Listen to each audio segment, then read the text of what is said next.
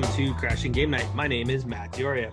Tonight, I welcome in my co-host, as always, the beanie one, Gerard Barrera. Oh, hey, what's up, nerds? How's it going? How are you? God, Hello. it's that. I feel like you just made the face like you got caught coming out of the shower without your towel. That's what I was going for. Thank you. No, he's a kid sneaking into the. Such a good actor. He's such a great actor. I understand everything you do, man. It's just so well done. And of course, that's the babyface Theo Wolski. What up, everybody? And as always, the confused one, the lion's mane, Jason Bolidio. How's Well, it to be going, confused guys? How's it going? I have no idea still. Lines, man. He still won't by the end of this episode. I still won't. You still What? won't. Like, I mean, what? I could put it in a pop-up book for you, and you still wouldn't understand it. No. You could. I feel that sometimes I just need to have it all like printed out and just be like, you know what? This is the graph of all the Xboxes. Which, yeah, I mean, we'll definitely talk about this later, but I'm sure we're all in agreement that any four of us could take the position of the naming conventions for Microsoft and their consoles. But we'll talk about that later. Please. Oh, yeah. Jesus. just pay me my yearly salary that I make right now, once a generation. No, Hell, like, name your seriously. console. Hell, Fire just that give marketing team. Just give me like 0.5% of sales, and I'll name it better, and then I'm good. Dude, I mean, Project Lockhart. You could just call it the Xbox Lockhart, and it still wouldn't be better. Can you imagine, that pitch meeting? Guys, I got it. Xbox Series, as if it's going to be right longevity. I got you. See, Right? Series S, as in Supreme. Boom. There we go. Just Okay. what? Supreme. Just throw in more X's. Superior. Xbox. More words out there. Just throw in more X's. Xbox, XX, Yeah. Box. So Jesus, we'll get to it because At least they didn't try to like pull a Mac and say it's the Xbox Series 10. Yeah. Don't call it the X, it's the 10. Yeah, it's the 10. Oh, It's yeah, not that's the right. 10, it's the X, It's not the X. It's the 10. Right, Please, so- guys. So how's everyone? Alright. How's everyone's doing? How's the week going? Great. It's been amazing. Dude, is it just me, or I feel like my week is dragged, even though it's a short week with Labor Day? Like, No. this has Well- just been so Well, slow. first of all, I got into another oopsie moment. My collector. The collector in me. Yeah. Yeah. So I got a few days ago. I stopped at one of the old comic book stores I used to go to, and I just started looking around because I was doing errands and I just got bored, and I ended up buying like $40 worth of comics. Well, that's a good amount, though. Yeah. Oh, I got into a good run, like the new X-Men run right now after the House and Powers of X, which I'm also going to buy, but this is all aftermath when mutants kind of like take over the earth. So it's a really interesting read. So I got that, and the whole Cosmic Thor run, which he becomes a Herald of Galactus, which is a really good read as well. So I want to find the Joker anniversary that just came out not too long ago.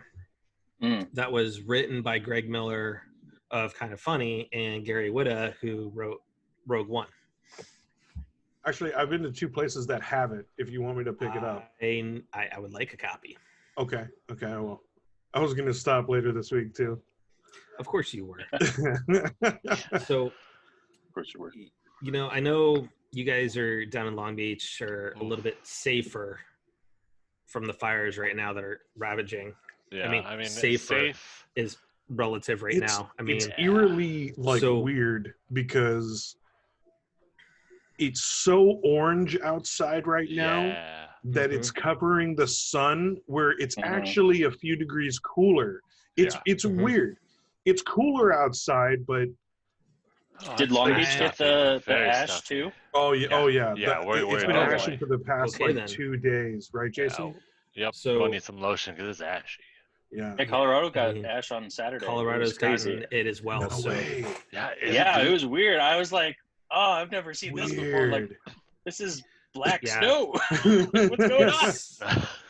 I've been keeping an eye on Colorado's bad. I mean, you've got the one up in Glenwood. Is the one still going up by Fort Collins and all that still? That's the big one. I think so. It's up to on Saturday. It grew up to 34,000 acres, which is a lot for up by Red Feathers and all that, because there isn't a ton of acreage up there to begin with to work with. So, all you out there that are affected, you know, like I know you're all in that evacuation centers and stuff like that. Please be safe. Still wear a mask, man. You know, like. Yeah, and I did check in with Darren, and they're okay. Good. Nice. They're just dealing with the ash and, of course, the hell on earth, pretty much. You know, I mean, the fact that it's like nighttime for them and it's orange. Yeah, dude, like there were some pictures taken of like Oregon and stuff like that. They're just like red, not even orange. It's red out there. Yeah. There's a TikTok I saw that was doing a California check when you aren't sure if you're wearing a mask for COVID or for the ash. Oh man, I saw one of the there was a camper in Mills, California or something, and he did a full 360 at this one campsite where they were stuck because all 3 entrances and exits were on fire, so they were stuck in that camping site. Luckily, the fires were like they were pretty far, but those were still like you're still stuck, though. One way you're still stuck. Yeah. No. I just wonder if they got to do like one of those Metal Gear Solid drops, you know? Just in a box? Ration drop. Poof. Yeah. Oh, ration drop. Oh, yeah. Or not even just a ration. The freaking amount of water that they do. Those helicopters. Those are pretty cool. I have a buddy that's out there in San Diego in La Jolla, and they were flying really like within half a mile of his place. It was crazy. He got a video of it. Oh wow, those things are badass, man. Yeah. Oh, how's the Costco minute over there? You know, Jason? it's going not too bad now. You know, things are starting to get in stock constantly. The Lysol wipes are still the hot commodity. You can't get cleaning supplies anywhere. Yeah, I mean today we had rubbing alcohol, we had Lysol spray, but no wipes. But you know, it's starting to get a little bit more and more accessible, which is good because you know people are still using them, needing them. At the same time, we have abundance of toilet paper and paper towels now, so you know, feel free to just that's the thing is like I keep away. When I go shopping, I'm looking for stuff just so we can have it here at the house, and can't get any of it. So I mean nowadays amongst us coworkers, because we haven't had our like own little shop day, we barter now. We do you need this? Really? When we get off work, because when we get off work we're able to purchase. So right. So we get off work. You got a barter system within the system. So we have like, hey, can you pick this up for me? Hey, like, are you getting off work? Does anybody like kind of hoard stuff, like take it off the shelf and put it in a secret area so they can buy it later? No, I mean like it's gone before we even have a chance to. You know, it's rough. Yeah. So let's talk a little news. So Daisy Ridley was recently on Jimmy Kimmel Live. You're about to talk about my wife now, so calm down. Excuse me? No, not your wife. I will stab you, sir. Anyways, so it was confirmed that at one point they were going to make her a Kenobi. Okay. Which it upsets me that they never went that route because they had it set up. And it upsets me even more because Jerry and I have talked about this before, and I basically called it from the beginning that she was a Kenobi. And I supported the theory because I thought that was a really good storyline and way to go with it. It was a good theory. And it was sound because even looking back at Obi-Wan, it almost made sense too, and timeline-wise. But go back and listen to when she touches Luke's blade. Actually, Anakin's blade. And it's only Obi-Wan speaking to her, both old and new. Or old and young, rather. So Ewan McGregor and Sir Alec Guinness. So, but, you know, Rian Johnson doing Rian Johnson and just saying she's a nobody and kind of messing with things caused them to have to really rethink how they were going to make Rey special. And we got her as a Palpatine. Mm-hmm. Which now there's like rumor in the new rumordom of Star Wars cinema. The rumordom. The rumor sphere. Since Lucas is coming back as CEO, apparently we might get a recut of at least Rise of the Skywalker, from what I heard, and now we might get a Star Wars 10. Can I? So I don't know. Okay, can I just say it now? But 10 being like it's the done. Start of something new. Like it's I don't know. So here's the thing: is if it's 10 and it's Skywalker, it's gonna make my head hurt because they were supposed to end it with 9 and be done with it. Now they are talking about doing a new trilogy that Rian Johnson is supposed to do. Has nothing to do with the Skywalker side.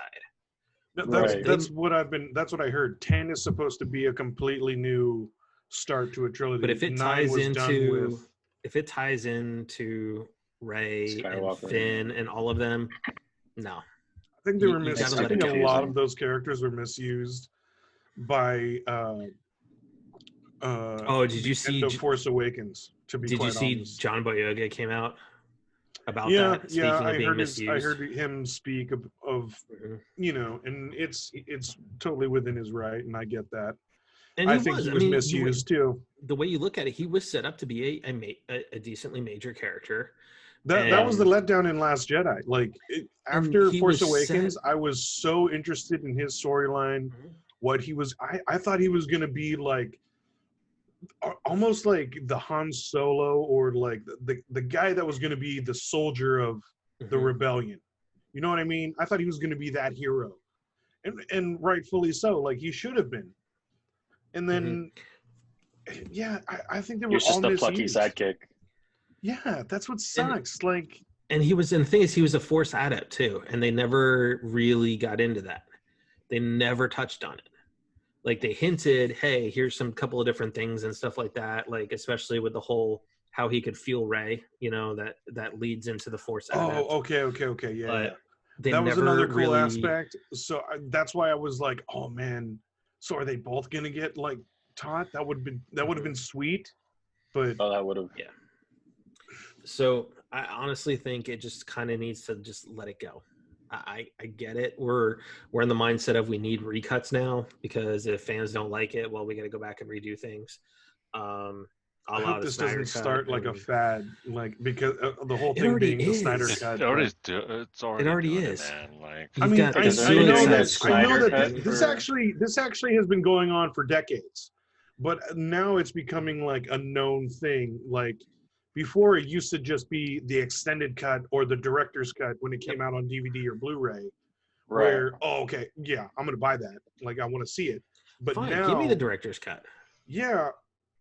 But now it's becoming more of a cancel culture thing, I want to say. Yeah, like now, I mean, I think if we don't agree with the first run, it needs to be recut and then re-released. Well, I think it's like Superman 2, right? They came out with the Donner cut of that because the Donner cut was so different, though, than Superman 2 ended up being and whatnot. So, but yeah, to your point, though, it's now being kind of used as cancel culture. It's the fact is you don't like it, well, we'll just kind of redo it for you.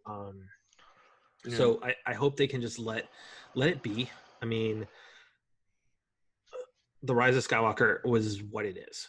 You know, they tied up as many storylines as they could, finished it off. Granted, it was in, you know, J.J. Abrams did it in the best way he could because, frankly, Rian Johnson set him up with crap, you know, because they had these stories laid out, right, on how they wanted to go from end, start to finish.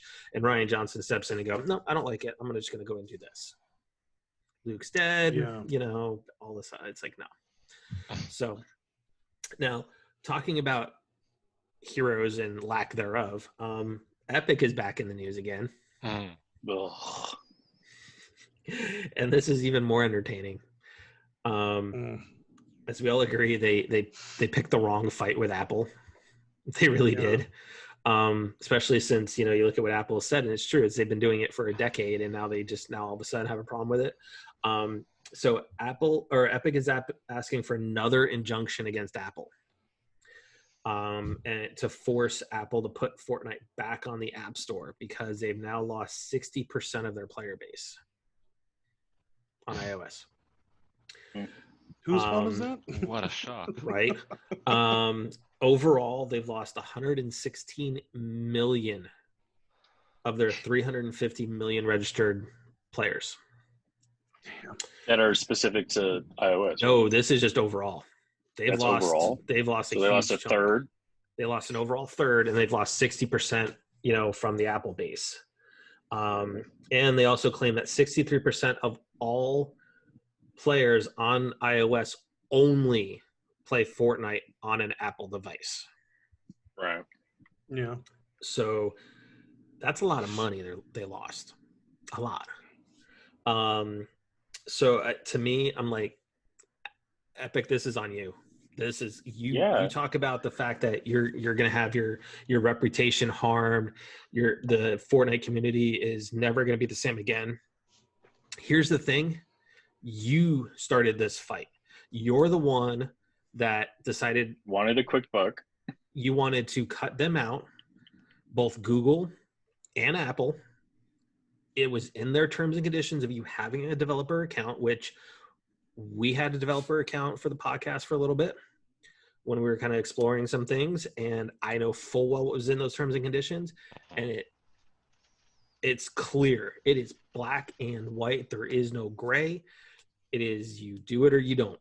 And if you go against Apple, they're going to remove you. And that's what they did.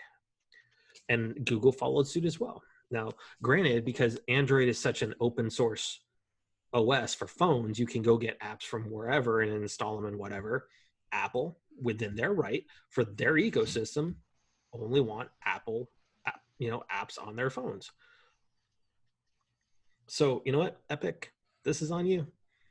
If you went and toasted your community over this, that's on you. Yep. And I think Epic should have done better by their employees too, and really thought about this, because Apple, you could have gone to them and said, hey, how can we renegotiate the rate or whatever? But no, you just said, screw it. This is what we're going to do. You had PR stuff already ready to go. And their injunction.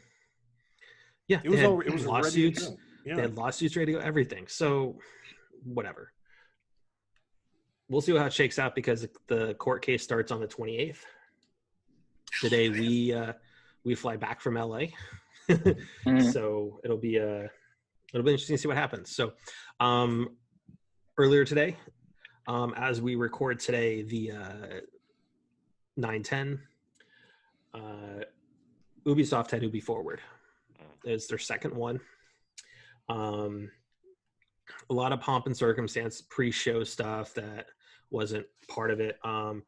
So let's start with the first thing is that the president, CEO of Ubisoft did a little recording talking about, how they did wrong by their employees, how they're planning on making all these changes. Ubisoft decided to put it out on Twitter a couple hours before Ubi Forward was to happen. So whereas the first one, he, was talking right before Ubi Forward about how, Black Lives Matter and all that, right? This one, they launched it a couple hours beforehand. And if you don't follow Ubisoft's Twitter account, you wouldn't have seen it. It drew some big notice. Jeff Keighley was probably one of the biggest names that his response on Twitter was, come on. As in, really, dude, you guys are doing this. Yeah, I mean, they decided not to do it because their excuse was we had time constraints. Really? You had time constraints? you could have easily slipped it in right before, because they were doing like an hour worth of pre-show, just people playing games and stuff like that. You could have cut that short for 5 minutes and put in the video. But also, how many months have you had? They did one in August. He just did this one. So to me, first and foremost is I get it. Ubisoft is there's some great people working at Ubisoft, but the more they make these types of moves and kind of play off some of this stuff, it makes you not really want to support them as a software company, because of they decide to basically bury stuff like this, because they had a lot of problems and whatnot with the higher ups. So let's talk about the games. So the first one that they really showed off was Immortals Phoenix Rising, and Phoenix is spelled Fenyx. This was originally debuted as Gods and Monsters. It'll be debuting on December 3rd. After seeing the trailer and extended gameplay, people are already calling it Breath of the Assassin's Creed Odyssey. Cool. I can't wait. Breath of the Assassin's Creed Odyssey. I like it. Because it does seem to borrow quite heavily from Breath of the Wild, and in some cases almost downright copies it. I'd probably say that's fair. The games slowly blend. Yeah, but when one of the mechanics literally that they showed off was you using a magnet, or similar to a magnet, and taking a square and putting it on a switch. That was exactly the mechanic in Breath of the Wild. I mean, that's in a lot of other games, not just Breath of the Wild, though. It's a common puzzle mechanic. Is openly noticed as a game-changing, like, open world game. Mechanic-wise, it did. Mechanic-wise, but now games are going to follow suit, and this is going to be following some of that suit. But with the Ubisoft twist, I love the animation. I love that it's the I love the animation. I do like it. I'm totally gonna pre-order it and get a collector's edition if there is one, because I'm excited about this game. We all know I love Wind Waker, so I love that kind of an art style. But you kind of look at some of the trailer, though. It even had, like, at the center of the map is this Mount Olympus in red, kind of similar to the Castle of Hyrule. So I hope, because they only showed us what they really want to say. I really hope that from a gameplay perspective, that it is wide open and has a lot more features to it than what they were advertising, because it does look like has a lot of potential.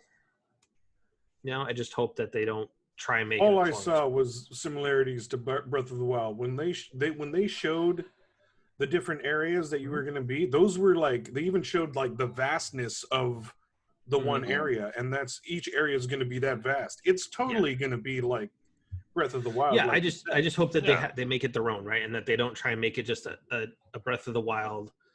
Oh, it's Ubisoft clone with Greece overlaid on it. So, now the next one that we got guaranteed, them being Ubisoft, they're either going to have stuff that's going to be cool about it, or they're going to be missing something that should have been in there that was in Breath of the Wild. That's my call.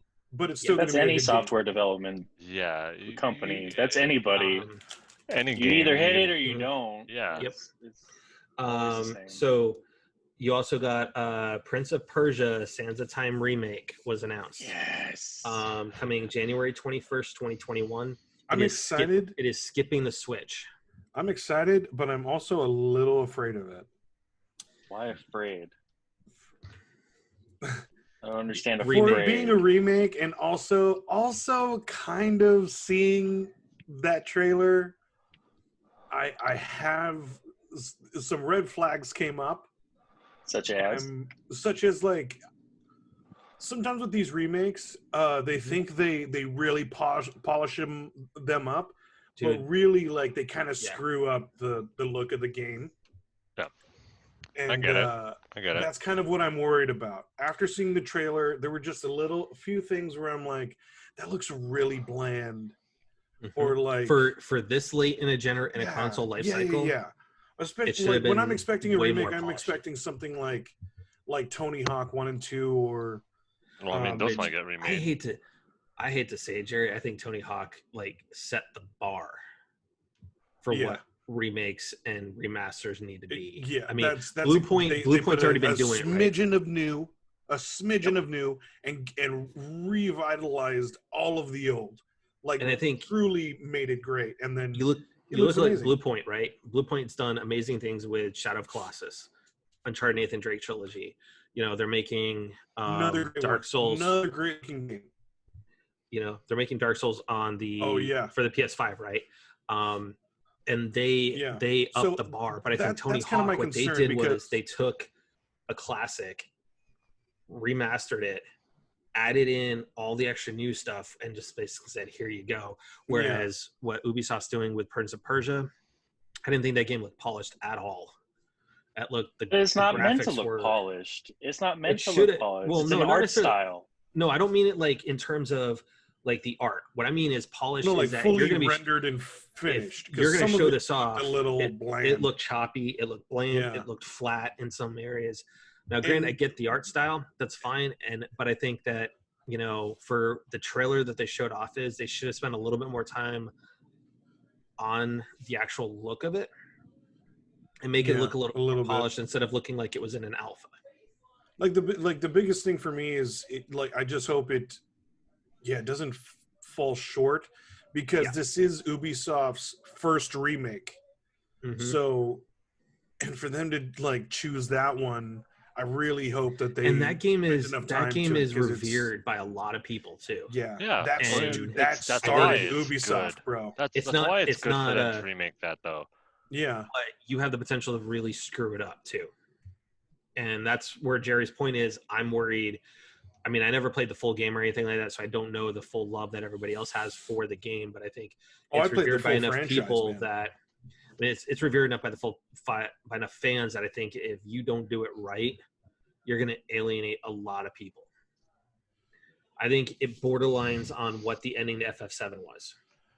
About to say, man, like I mean, you are pulling a game that is roughly what, 17 years old. It was not 93. It was 2003 when it came out. 2003 rather. Yeah. So roughly 17-year-old. Mm-hmm. You know, like you are finding players now that don't know what the original is like. You know, it's the same way with Final Fantasy VII. You know, you'll have the 50-50 or whatever it may be, where the ones that have played the original, the classic, they're gonna be like, oh my god, like, you know, these. Yep. And even that group alone will be like, hey, like this was great or this was terrible. And then you're gonna have the brand new, the fresh ones come in and be like, yo, this is legit. You know, you can't just be like, oh, you know what, why pick this one? This is one of their flagships. You know, what would you want to do? Assassin's Creed remake? Like one, you know? Yes. Assassin's Creed 1 remake? One was terrible. Yeah, remake exactly. But I mean, like, remake one and put like so much more into it. But if you do one, you're instantly going to have to do all the rest of them. Prince of Persia is like very nice. Give us all of Ezio. All of the Ezio. Yeah, but then you're also going to have but they've Connor already and done. everything else. They've already done remasters of those. Just the HD version. Those weren't remakes. So then no, they were remastered. They still look better than what some of them are. But yeah, but it still puts a perspective. So, like, you know, you got to say, hey, what are we going to do? What can we push forward that's being revitalized? That isn't a continuous saga that I lost the story for in Assassin's Creed, but you know. It's what Jason's point, right? And in everybody's point, like with the player base, right? You want to talk about revitalizing franchises. There's another franchise out there that players have been screaming for a new one, a remake, a remaster, or whatever more than Jack and Persia. Daxter. No, and it's Splinter Cell. We're talking Ubisoft. Jack and Daxter is PlayStation. Okay, I know. Let's talk Ubisoft. Naughty Dog, dude. But we're talking Jack and Daxter. Splinter Cell. Splinter Cell, yes, that was fun. Players have been screaming. Players have been screaming for that, right? And there was a trademark that went out there for, and a domain pickup for Sam Fisher. So everybody thought, are we getting a new Splinter Cell? Nope. They're just putting Sam Fisher in a Rainbow Six. That's it. I mean, they're just gonna keep teasing him, dude. They did that in Wildlands. They're gonna do it in Breakpoint. You do it. They did it in their mobile game Elite Squad. There's only one way you can get Sam Fisher in that mobile game. That was addressed today too. Is that as part of that opening statement by Ubisoft, is that they put in some very controversial material into Elite Squad that had to get pulled. Oh, really? It was anti-Black Lives Matter content. It was a soldier standing up with the fist in the air and everything like that, as kind of like that Hail Hitler type anti-Black Lives Matter movement. So they had to do. They're doing an update to that to have to pull that out. So they addressed that too, saying, "Oh yeah, that we missed this in QA. We shouldn't have done this." You know. So the one I got excited for when I saw it, Scott Pilgrim's back. Oh my man. The 10th anniversary is getting the complete edition, so it's having both the DLCs with it. Yes. It's coming out holiday 2020. Nice. I will pick that game up. That game is so much fun. Yes. And the thing is, like, it has been delisted from everything. Like, you can't get it on the PS3 anymore. You can't get it on the Xbox. If you owned it on your Xbox, you couldn't get it back because it was pulled hardcore. Yeah, it was pulled, like, done. The only time I had it was in my my PS3. That's why I still have the PS3, just chilling with it, you know. Mine burned out, remember? Yep. And then for Watch Dogs Legions, they announced that Aiden Pierce is going to be coming back for that one. It's pretty exciting. I thought that was a good for fans of the franchise, is he the guy from number 1 then? He's from number 1. Yeah. He's from number 1. Yeah, because I never played the Watch Dogs series. Once again, good story and like great-ish game, but just terrible first game. Yeah. It was Assassin's Creed 1 in current day. It was so repetitive, but it was still a good story, and the character was cool too, but just a terrible first game. Yep. And then they ended with Riders Republic, which is a big mass online multiplayer game that you deal with riding dirt bikes and wingsuits and snowboards. Honestly, I was questioning, okay, so what the hell is the title of this game? I was like, what is this? Yeah, what is it? Like, I kept like, is it SSX? Is SSX coming back and they added like I thought they were adding all games mountain biking and all that other new stuff. Like, okay, that's a good idea to revitalize that, but no, it was a whole new brand new IP that's not gonna go anywhere.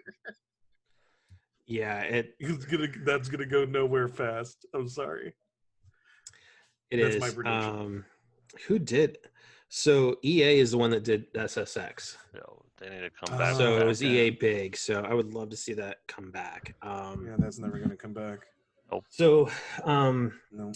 In the big 3 land, Nintendo has started asking their devs to make games 4K ready, which is fueling the rumors that a Switch Pro is on the horizon. There have been quote unquote leaks, take them with a grain of salt, that Nintendo's possibly looking at launching a new console that is 4K capable, aka Switch Pro, around Q1, Q2 of next year. Switch U? Is it going to be the Nintendo Switch U? It'd probably be the Switch 2 or Switch. Honestly, I think if they go Switch Pro, that'd probably be a better way to go with it, or if they say the Switch U. I'm not going to buy it just purely out of paranoia. Come on. No Switch way. U? No way. It's going to break on me. Something's going to go wrong. Yep, what they're about also the Series increasing Dynamic 1? Or the oh my god. Or the it'll be the Switch Series H. Switch Hyrulean Zero. Right. Special limited edition. It'll be the Ziva series. Not 10. 9. Let's start. I mean, it'll be the Bowser. the series Bowser. I don't know. Yeah, but, Nintendo Bowser. But they have also upped their production orders for Switches, like standard Switches that are out right now, the 2.0s, to help get stocks, back up. I did see online this week that Best Buy had them in for order from online. They didn't have them in the stores, but you could order them from bestbuy.com. So it is. to get the boost in sales before they unveil their new products. Nintendo, I mean, look at everything they're doing right now, man. It is all for the fans. The fans have been asking for Mario 64 on the Switch. Cool, here you go. They've been asking for Galaxy. Here you go. Mario Sunshine. Here you go. You know, it's, you know, who knows what they're going to do for to be named later next big Nintendo Direct. Which everyone, here you go. I honestly, I think Nintendo's going to play it right, and they're just kind of waiting for Sony, because I don't think you want to put that thing right the same day as Sony does one, because Sony's rumored to be doing one real soon here, because now that the game of chicken is over, which is what we're going to talk about, Sony needs to just get off the bench, get off the sideline, get in the game, and finally tell us what the price and the launch date is, because this week Xbox, all the pricing, all the specs, everything came out, which I have to applaud Microsoft with how they handled the PR on this one, because it did get leaked out a video of the console and everything. So middle of the night, it was like 2:00 in the morning in Washington. They tweeted out and said, hey, might as well make it official. Here you go. And they just said, screw it. We're not going to deny leaks. We're not going to wait for our presentation. We're just going to confirm it now. So we do know now that it is, you know, officially Series S, Series X. So here's a look at the consoles. So for our listeners right now, we're looking at the official at news.xbox.com website to kind of show everybody that'll be watching the YouTube video later on. It's a giant white desktop paperweight and a cup holder. Cool. Yeah, right. No, it's the mini fridge and the speaker. The mini fridge and the Bluetooth speaker. Right. The subwoofer. So, yeah, that's right. The one thing a lot of people were making fun of it, which I didn't agree with, was they were comparing it to the adaptive controller and how that looks. Because the adaptive controller is a similar design, right? With that big, it has the big black buttons, yeah. But it's more for accessibility. But in terms of size, it is half the size of the Xbox Series X. I almost said 1X. We're at that point already. Yo, here we go, baby. It starts. It already starts, baby. My buddy Matt, that I know from back in Colorado, used to work at Game Force. Theo, you've been there with Clued Shop, you know, before that closed up and everything. So we go way back, and he made that comment. He's like, dude, every podcast, dude, everybody is at least once screwing up the name. And it's true. Like we've been talking about Series X, 1X, all that stuff. Jesus but there was a video that came out of the Series S next to a launch PS4. That is the black one on the left. It is this. Just no, let you know. It's the white one. No, wait, Series S is the white one. S. Slim, small, whatever. Series Senor. But what is the black one? That's the Series S. That's the X. That's the X. Series X. X for okay. Never mind. Sorry. So just X for Malcolm. Jerry, just think about it this way. Okay. Series extra large and Series small. Thank you. No, I just figure Series X is the good one. Series S is the sucky one. Pretty much. But anyway, so it is the same height as the PS4 launch. Which one? The S.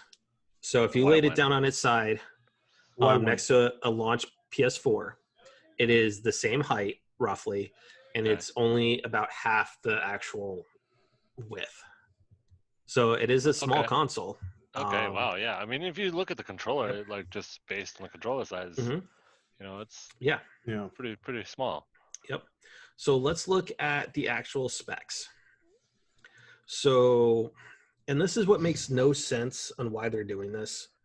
I have a theory, but go for it.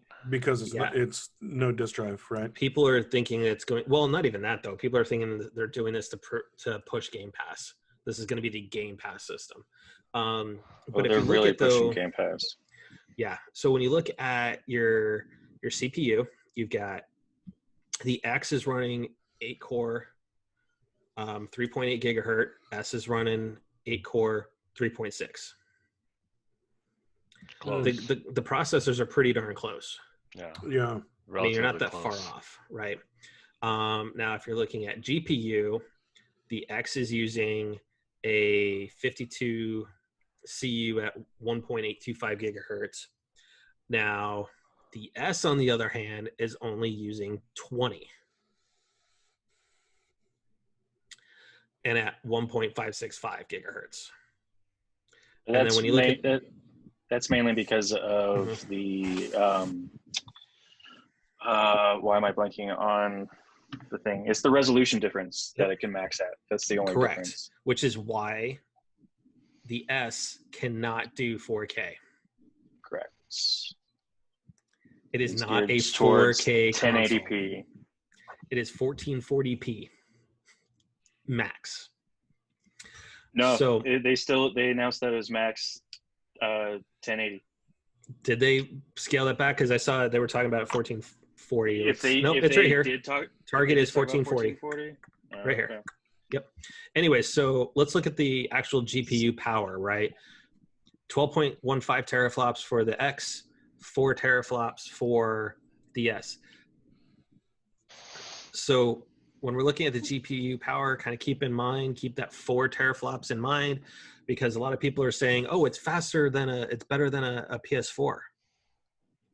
PS4 Pro is 4 teraflops, actually 4.28 to be exact. So this processor is barely at the level of a PS4 Pro. It was a jab. Oh. Yeah.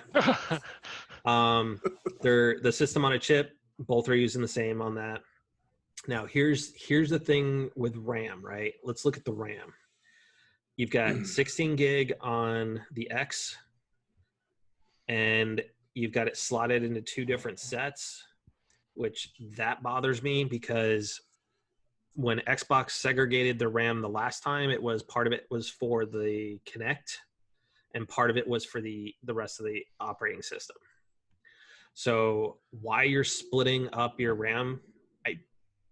This split is between CPU and GPU. This split is between CPU and GPU. Mm-hmm. It's in order for the size and everything to be able to be form factor, they had to split it. And with the chipset of the motherboard, they're at least trying to say that it will be well balanced, especially since the CPU has to carry everything more than the GPU, especially in any PC. So especially with the rates and how they're splitting it up, I think it's relatively smart, and I think it will go over well. And I think with a need for a dedicated amount of RAM or VRAM for a GPU, I think this will actually end up being a nice testament to seeing future in other GPUs much like this, especially for laptops, because that'll be a big thing. Yeah.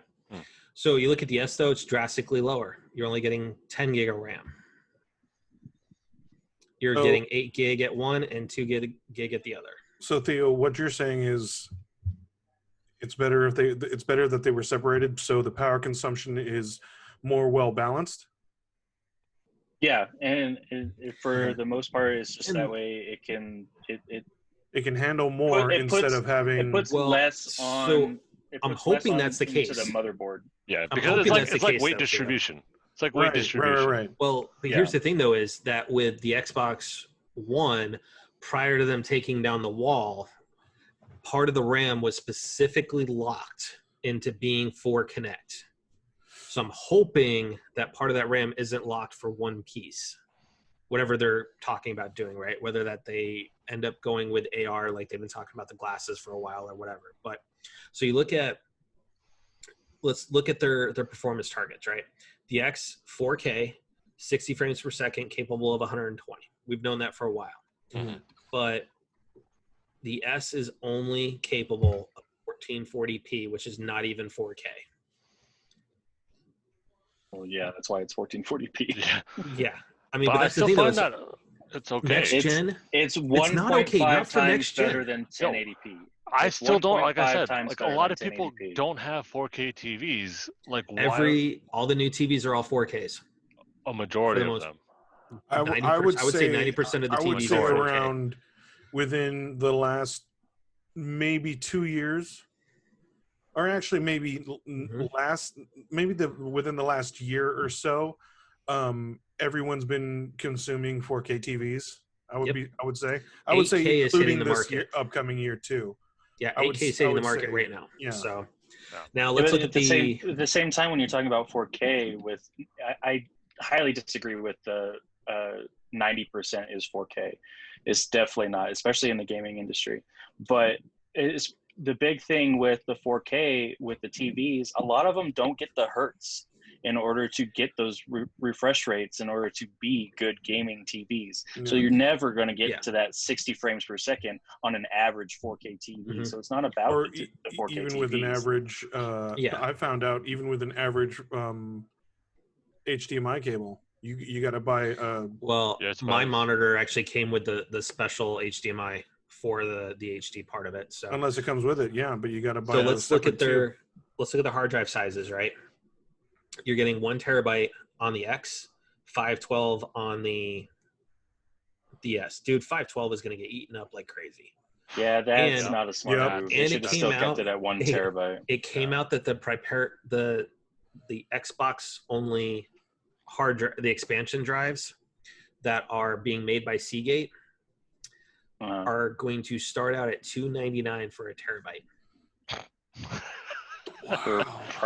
Or $219. Got a new one. I mean, $219. Classic Microsoft, bro. Sorry, misquoted. $219 for the expansion. It's $299 for the S. So you're looking at almost the cost of an S to get an expansion. Buy another one. Just say, hey, you know what? Because the hard drives, the way they're designed and the speed of these drives, you cannot get just a simple external hard drive to store your next-gen games on. But wait, Microsoft's not going to have next-gen games for 2 years anyway. So you got 2 years. You got 2 years.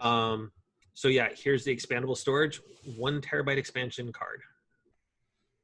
Matches internal storage exactly. And they're $219. So, of course, they're doing their backwards compatibility stuff. Now, here's the thing: is disk drive. You've got a 4K Blu-ray in the X. It's digital only in the S. Not HD. Yeah, right. So you're going $499 and $299. I agree with the prices. The prices are dead on. Now, hold on though. Here's the thing where I think the S. I think they're just going to end up discontinuing the 1S altogether. Which one is that one? So it's the one that's currently available. Wait, the one that's currently discontinued? The only one, available. So right Xbox now, One unavailable. So we know that Xbox One X and the all digital One S were already discontinued. Okay, so current price point for the Xbox One S is $299, same exact price. But the reason I want to bring this up, show everybody, is let's look at the specs from the Xbox One X, right? So granted, it's an 8-core, right?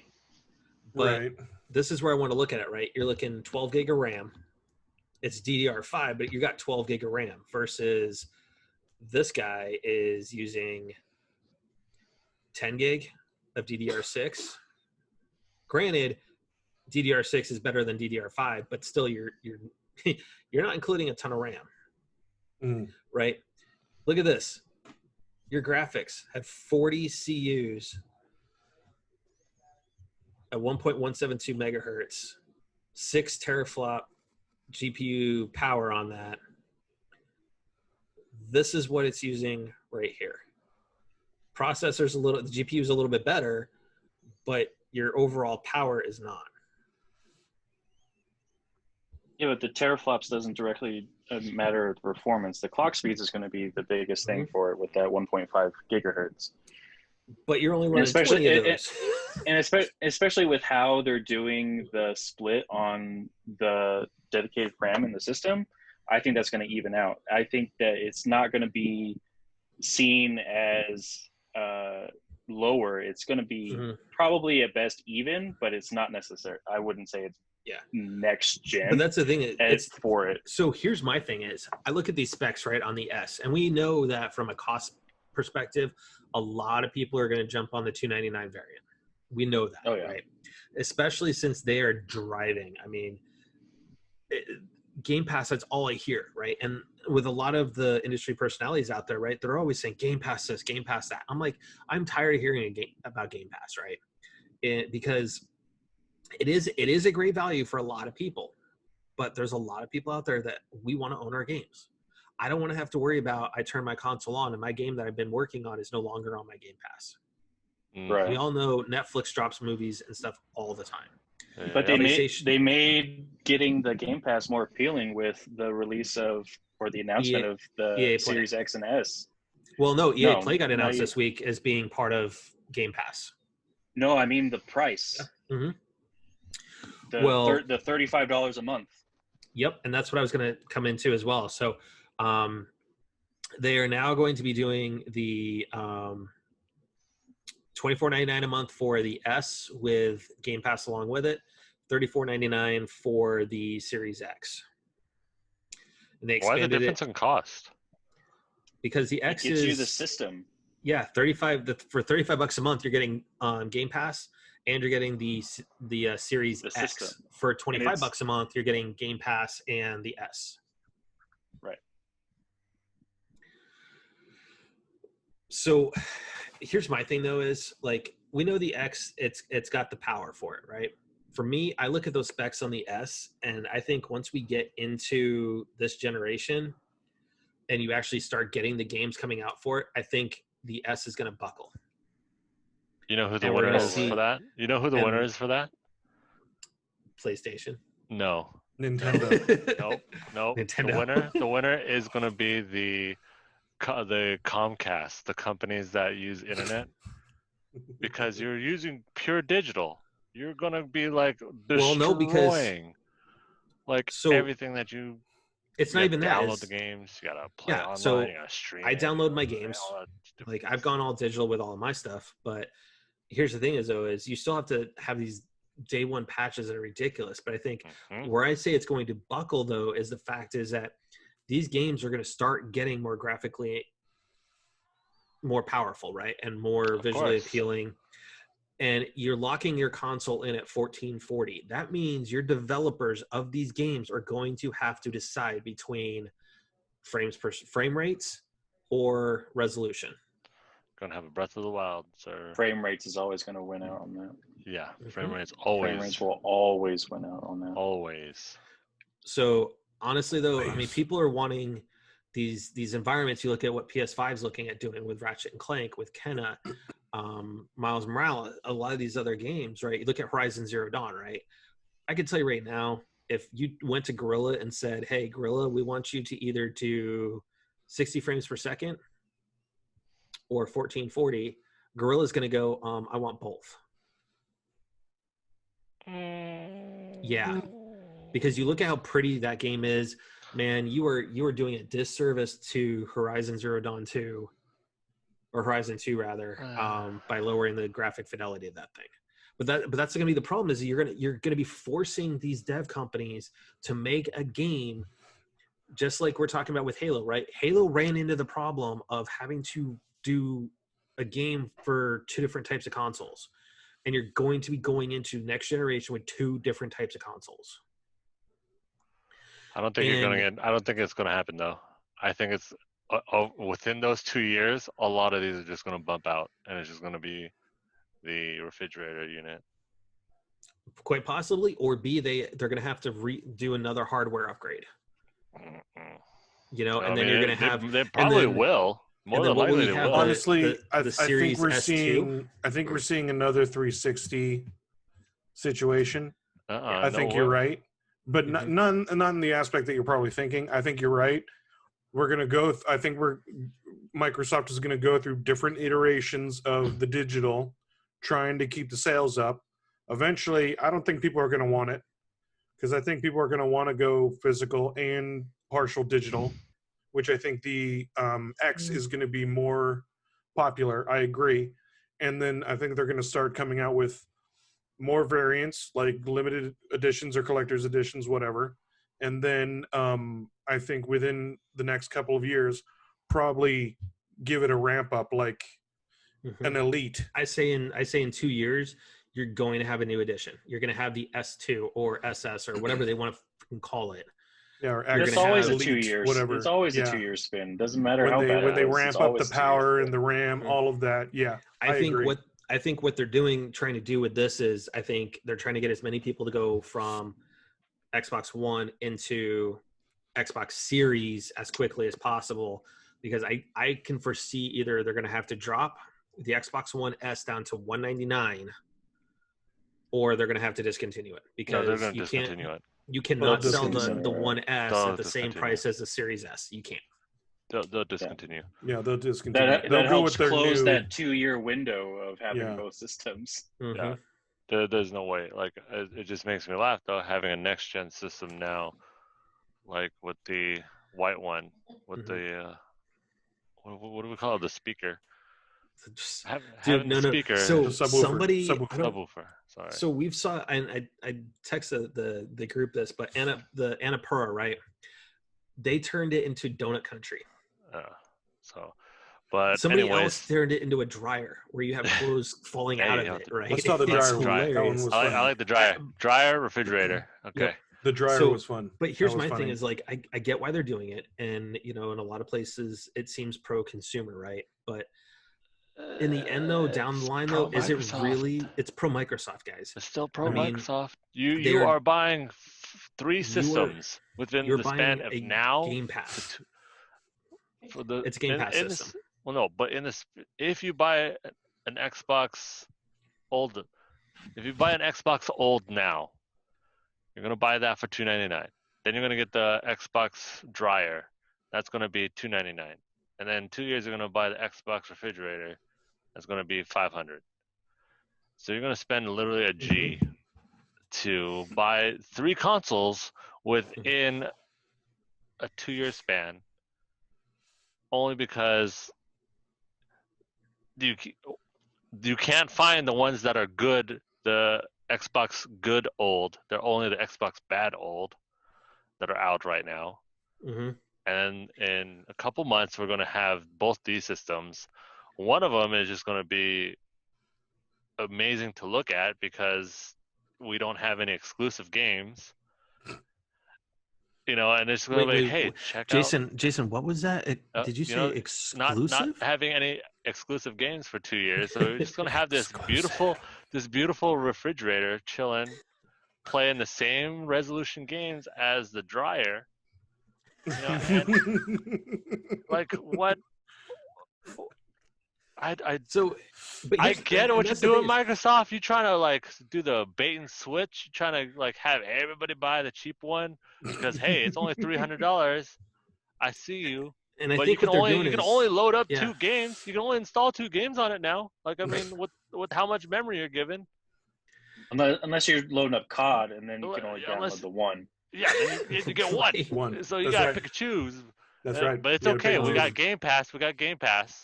And within that 2 month span, you're gonna lose that game anyway. So, it's here's the thing. Cycle. I do like what Microsoft is doing though with All Access though.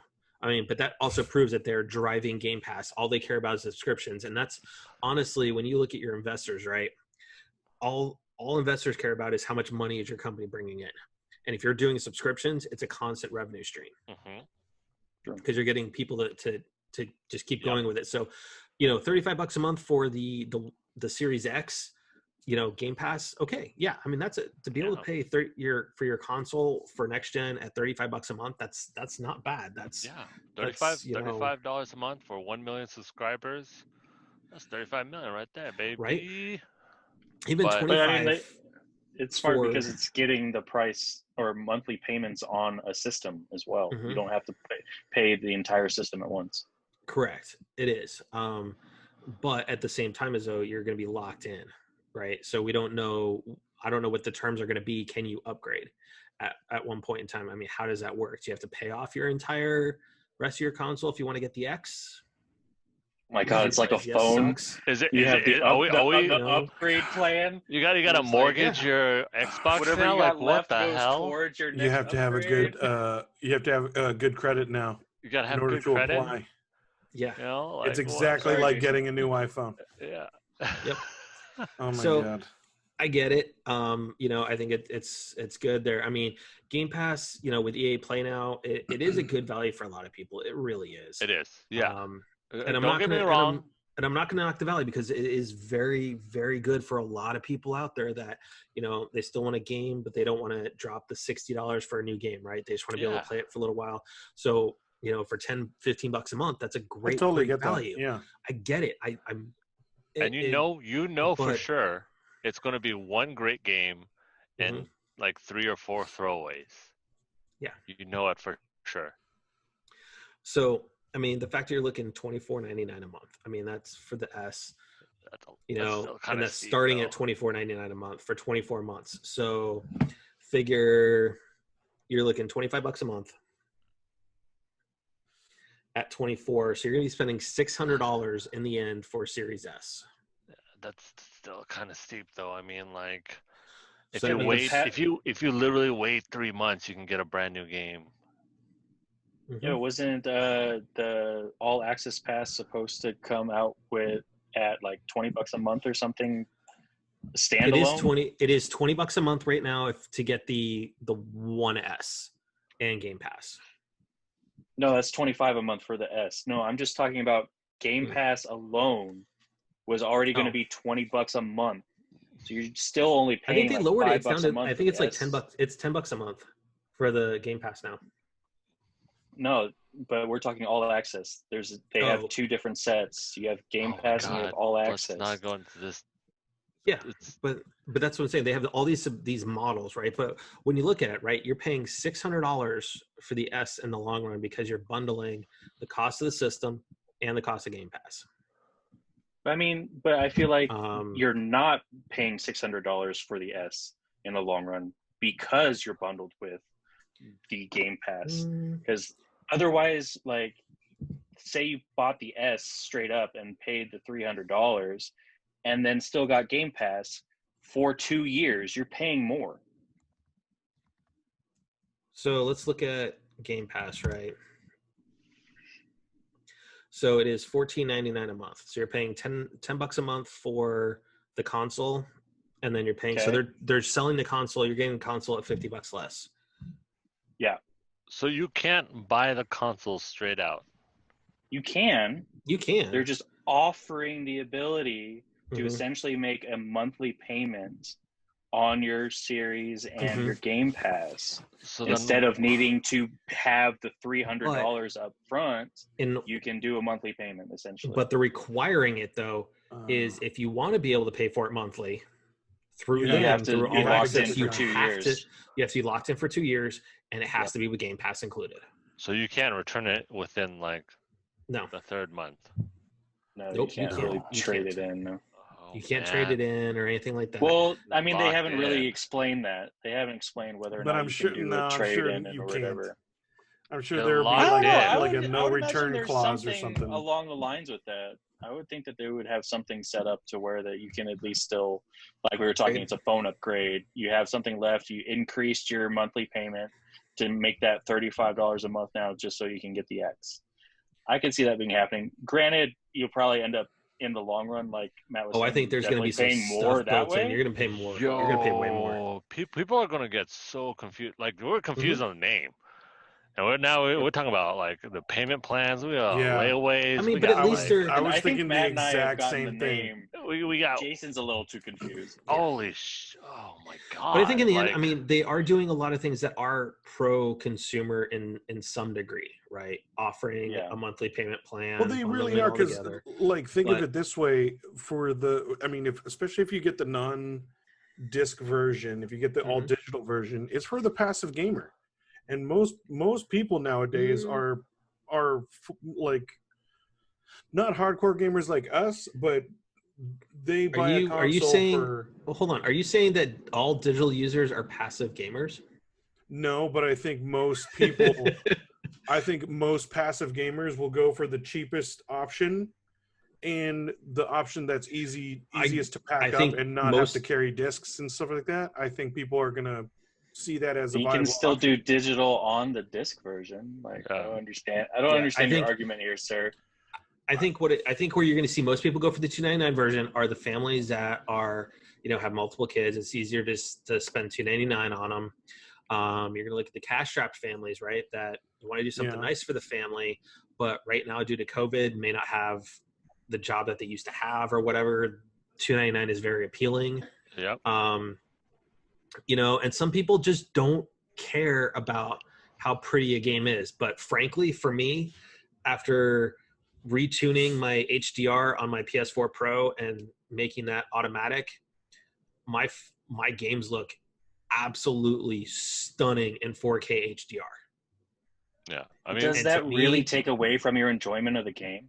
Yeah, actually it does. When I actually go back and there is so much more detail that you see, especially on games like Ghost of Tsushima.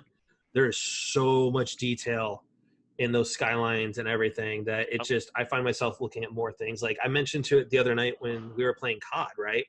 When I turned on HDR, it's like there's so much more detail.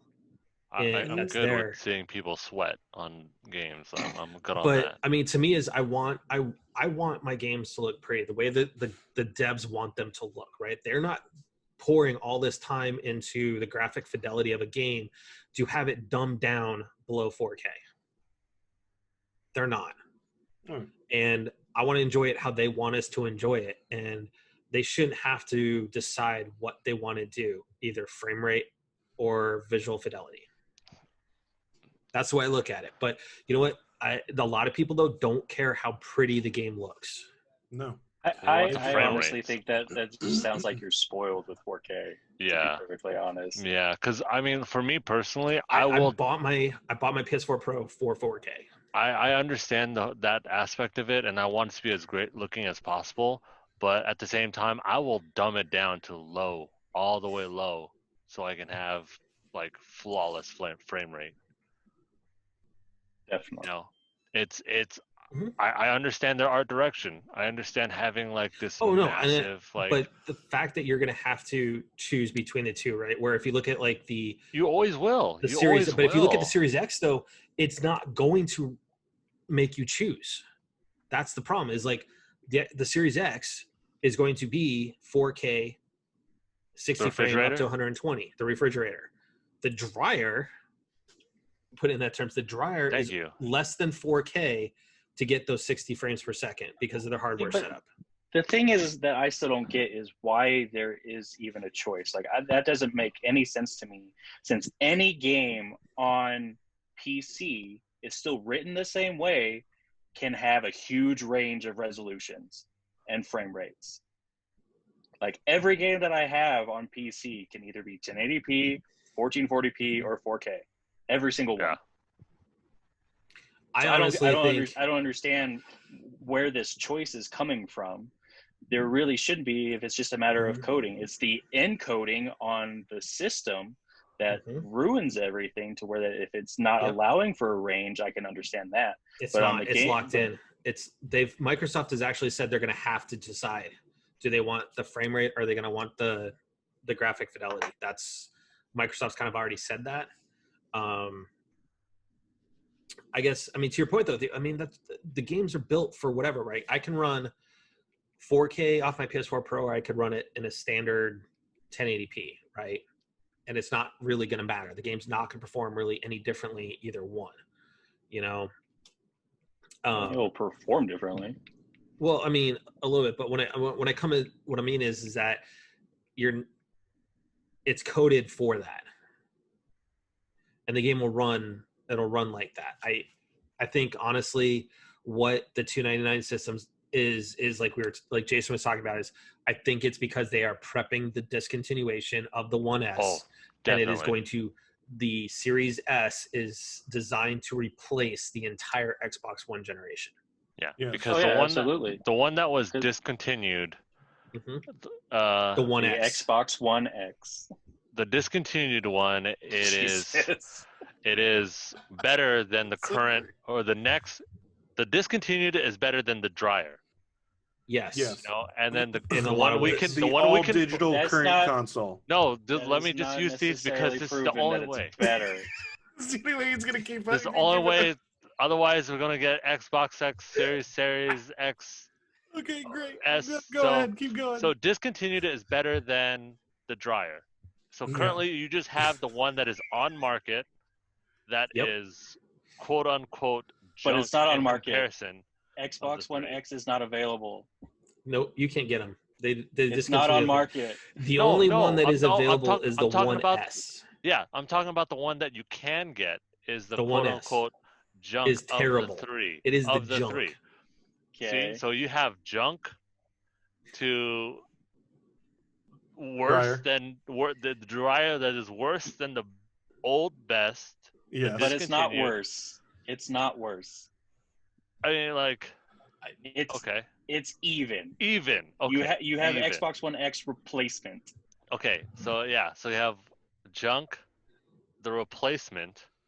Yeah. And then the refrigerator the that's actual going next to, gen. The refrigerator that's the actual next gen. So there is that tier system that is going to happen, but oh my god, like Microsoft, I don't know if you are trying to troll some people or not. But like, if you have the discontinued, I don't know if they're trolling themselves. Do they even know what they're doing? Like, you have the discontinued one that's.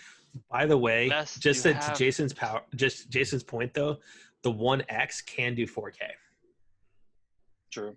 See, like full 4K. That's what I'm saying. Like you're 2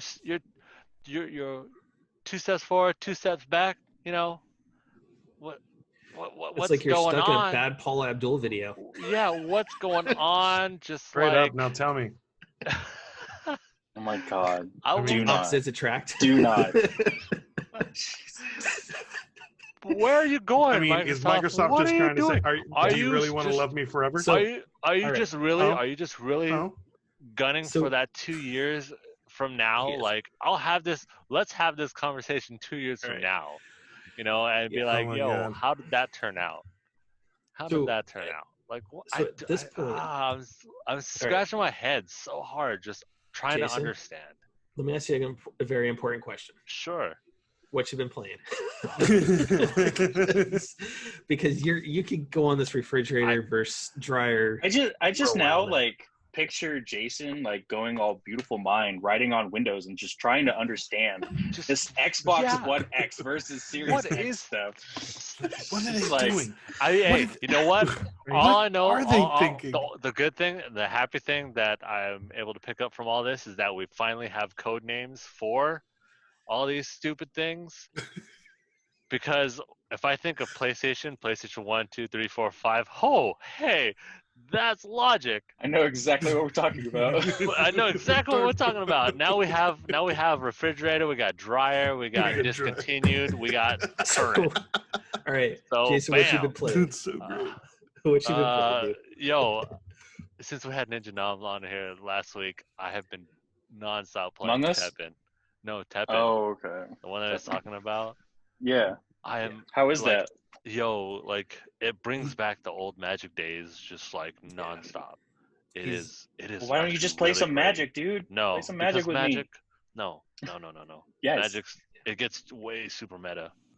MTG Arena. Yeah, that's true. It does get major meta. Here, Teppen has like, I kid you not, it's got a lot more variants, just because you can have different heroes. And you've been playing Smash. Oh, my wife's been playing Smash, and I've been playing every year here and there. Like we got back into it after hearing about that. Talking is our stalker leader that like monitors all of our playing. Not even that. No, I was like, because when I'm sitting there playing, I'll see Pidgey Widgey pop up. But playing. But then also, non-stop Final Fantasy 14. You know, it's my jam. I had a very wall and breakthrough moment over the weekend, over the holiday weekend. Oh, God. It was rough, man. Let's just say I put on too much time on one fight. Oh no! Too much time, and it broke my soul for a good day. Well, first, did you lose the fight? Oh, dude. Let's start off with the good. Is that I did finish the fight. Oh, okay. But finish doesn't necessarily say win. Yeah. So. But how long was the fight too? The fight's 14 minutes. It's a 14-minute fight. Oh, okay. Oh, okay. But I thought you were going to say like 14 hours. Yeah, I thought you were going to straight up tell us like, yeah, dude, I started the game and then when I finished, it was 5 in the morning. I was late for work or something. Let me tell you. It is the last one is the Eden versus Refulgence. It is a 14-minute fight fighting Shiva. But there are so many mechanics that you can just get the whole party killed. So over the Labor Day weekend, Sunday, Shiva whooped your ass, didn't she? Oh, Sunday, I put in a total of 16 hours on that fight. And 16 hours on a 14-minute fight? Yes. And then on Monday, I added an extra 9 hours to that fight. Oh my God. So you put in literally a full day. It literally took me over a day of straight fighting to beat that fight. My soul is crushed. My soul is broken. I contemplated life. I contemplated life. Yeah. So it's like Jerry. What is the reason of life? You know, it's Jerry and I struggled with 2 hours for Destiny raids. It was rough, and finally took it down. You have no idea the wave of just relief. Just and Jason's now on controller number 4. So now I'm keyboard mouse. Sir. Keyboard number 4. Keyboard mouse. I had to replace the WASD twice. No, I'm just kidding. Yeah. Oh my God. So Theo, what'd you play? Or what have you been playing? Surprisingly enough, since I finished upgrading the computer, which I had a very scary moment on Monday when I decided to leave my computer running because I'm supposed to be setting up the prep liquid for the new stuff. Went downstairs for about an hour, came back up. My entire desk was covered in liquid from my computer. Thankfully, and my computer was still on while this was happening. Oh my God. Thankfully, no fires, no destroyed components or anything like that. But I am certainly paranoid as hell with my water cooling right now. Oh my God. But knock on wood, bro. I surprisingly reinstalled Destiny 2. Destiny 2 up. Been doing some Animal Crossing and still some Paper Mario. Nice. If I had Destiny 2, I would raid. If I was good at FPS, I'd pop that in. You should try it, bro. Dude, it's really it's a slow-paced FPS. Yeah, it is. Yeah, but try it, bro. Try it, man. You should try it, man. Because it's definitely more RPG than it is. Yeah, it is. Yeah, it's in your wheelhouse. It really is. What have I been playing? I've been playing Tony Hawk. Pro Skater. Yup. As we've been talking. Yeah. Yeah, even that too. I got a gold medal. Boy. The one that you got silver earlier? I got silver earlier. I went back and got gold. Attaboy. Modern Warfare, Ghost of Tsushima, Are you still playing Ghost? Yeah, I've kind of been. It's kind of been on the back burner with Tony, but I haven't been playing all that much because I kind of got back into reading. So I've been reading a lot more. Dude, I got back into comics. Oh, okay. He's looking at the pictures. Yeah. Not reading. There's still some words. There's substance. First of all, there's you gotta get some words. The substance. There's 50 words per page rather than a couple hundred. Yeah. And you read multiple books, okay? Jesus. Looking at the pictures. So I'm the dumb one of the group, is that right? No. I'm the caveman? No one's saying no. Just saying, I could be a caveman. Nobody is saying no. Hey, no, we're saying the interests are simplified. I could be him. Should we start calling out interests? The next thing I'm gonna hear out of Jerry is, Captain Caveman. No, but I've been kind of getting into the comic books a little bit more. Just wanted to add something else to the day and kind of get back into reading a little bit. And maybe this will lead to more novels and stuff. But Ready Player 2 is coming out in November. That's definitely going to be one that I want to get. And then just been reading a little bit more comics. And then how's your NBA 2K season going? Did you get bounced yet? You ready to the playoffs? No, I've been just doing like the weekly challenges and just trying to evolve my players and just get so OP when I do my career. Yep. It'll be ridiculous. So for me, it's been half court shots nonstop all day. No. All day half court shot. Matt, what about you? What have you been playing? So Animal Crossing. I thought you finished. Yeah. Did you finish rebuilding? Now everything's laid out, done. How is the Mecca? It is beautiful. I took a design recommendation from my wife and added in some more lights. Oh, sweet. Nice. So I'm anxious to kind of get online at night to go see how the lights light up the bamboo now. Oh, cool. But yeah, so the island's pretty much done. I'm just doing little minor aesthetics here and there. Smash Brothers. I've been getting playing that a bit more. So I've got now 9 or 10 of the classic stories done already. I just beat Bayonetta today. Mario All-Stars Anniversary is coming out soon. It's already pre-ordered. Same with me. Dude, I pre-ordered that day one, and I'm glad I even though I went digital, but like physical copies are already sold out. I got a physical copy. But but there's that Smash Brothers. A lot of Ghost of Tsushima. I'm just doing a lot of exploration now. Yeah, I'm gonna get back into it. I'm getting lost in the virtual photography side of it. Dude, that virtual photography is insane. I told you, man. You're gonna take a lot of photos. It's epic. I am. It is. It's great. The photo mode is really good. Yep. So, and then I downloaded 2 indie titles that are cross play between my PS4 and my Vita. In Legend of Skyfish, which is like a Zelda-esque type game. I'm getting ready to fire I have that on Switch. That's a fun game. And then also War Theater, which is a tactical RPG. How's that one? I was playing it for a little bit before we started. It's interesting. Kind of like Advance Wars? I kind of. Basically, you still have the tactics side of it where you're killing enemies and whatnot, but you're also building up troops behind you to bring in at the same time. Oh, okay. So you have objectives to meet and whatnot. So we'll see how that goes. And then I've also my guilty pleasure has been Fat Princess Piece of Cake, which is a match 3 game. Okay, yeah. I've been seeing you playing that on PlayStation lately. Yeah. You know what? Don't just a match 3, man. Sometimes a match 3 is what you need.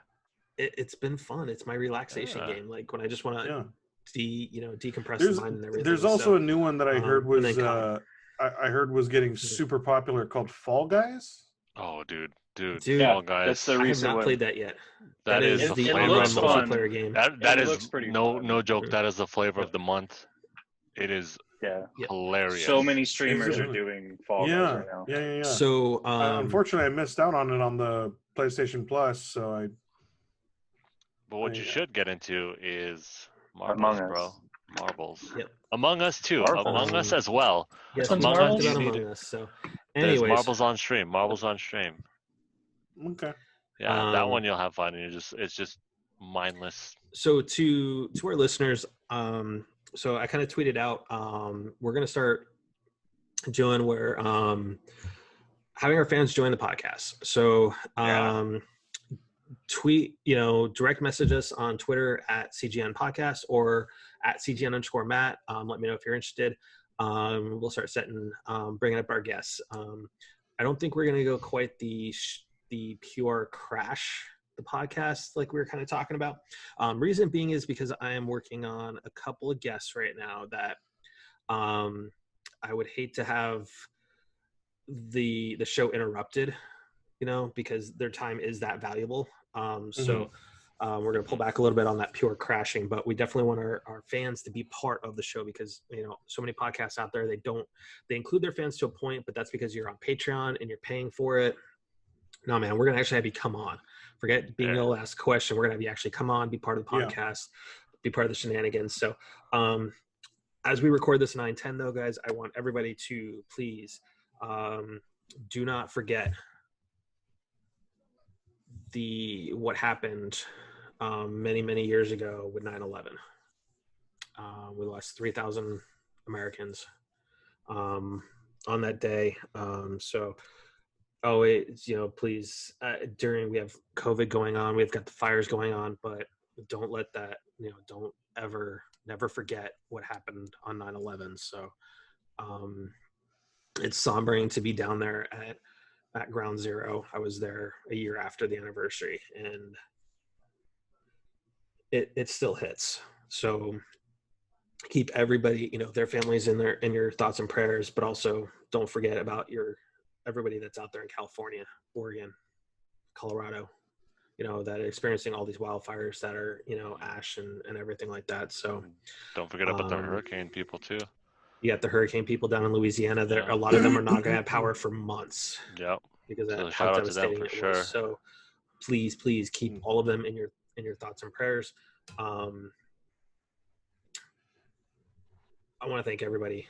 As always, this is every week we do this. It's more humbling and everything by how many people are listening to us around the world. And I thank you so much for that, guys. And hopefully we are bringing that joy to your day during these times. Hopefully even the videos, of our shenanigans. So I just want to say, everybody just, remember to follow us if you haven't, if this is your first time listening to us, make sure to subscribe. You've got the website crashinggamenet.com. I'm starting to write a little bit more. Just did an opinion piece on why I think PlayStation is the place to play, at least for me, for my primary console. So everyone, please just be excellent to each other. And above all else, please stay frosty. To all of my nerds, remember, tomorrow may be a somber day, but hold your heads high, because we will get through this. And remember, always, always continue the fight, continue the support. Black Lives Matter. This is a fight that will not end until everyone gets justice. And please be safe, wear your masks, and just try and have a good day. Just try and be in a good mood, because it's very easy to walk down the dark path. So just try to put a smile on, and just try and have a good day, and try to help others too. So thank you all, nerds, for listening, and be safe. Yeah, definitely. A shout out to all of you guys. Shout out to all you listeners out there. Shout out to all the people that are being affected by something. I mean, it is a crazy world out there, especially 2020. 2020 is the winner for worst events. Us in California, be careful. Be careful of the wildfires in the southeast of the United States. Please be careful of the hurricanes everywhere. Be aware of social distancing with COVID. Tomorrow, as the anniversary of 9/11, again, thank you. Support all of our troops out there. Black lives do matter, but as well as, looking out for those people out there as well, the first responders. Yes. So many things are out there that we just do need to be frosty, as Matt always put. Just be kind, rewind. Just help each other out. Help each other out. It's a time for, we need to just get back together. We are one day at a time. We are pulling it to a better world. And to all the international listeners out there as well, stay safe as well. Just because we are in the thick of it in the United States, and you guys are, clearing up a little bit. Yeah, clearing up a little bit. It's still a big thing to look out for. It's still a thing. Yep. And just obviously stay safe, wear a mask, social distance. And as always, Theo, you ready, bro? Thanks for joining us tonight, guys. TTFN. Ta-ta from now. Good, everybody.